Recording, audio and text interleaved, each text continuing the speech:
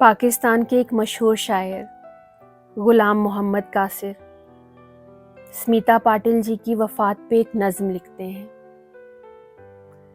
دل کے مندر میں خوشبو ہے لبھان کی، گھنٹیاں بج اٹھی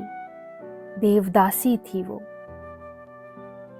کتنے سرکش اندھیروں میں جلتی رہی، دیکھنے میں تو مشال ذرا سی تھی وہ، نور و نغمہ کی رمجھم پھواروں تلے مسکراتی ہوئی ایک اداسی تھی وہ، پانیوں کی فراوانیوں میں رواں اس کی حیرانیاں کتنی پیاسی تھی وہ، پانیوں کی فراوانیوں میں رواں اس کی حیرانیاں کتنی پیاسی تھی وہ، حسن انسان سے فطرت کی سرگوشیاں گھل گئی تیرے لہجے کی جھنکار میں، فن کی تکمیل سچا سراپا تیرا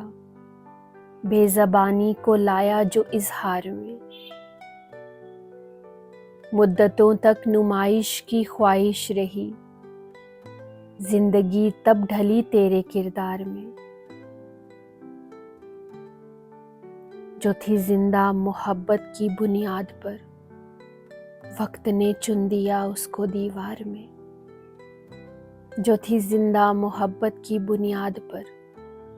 وقت نے چن دیا اس کو دیوار میں،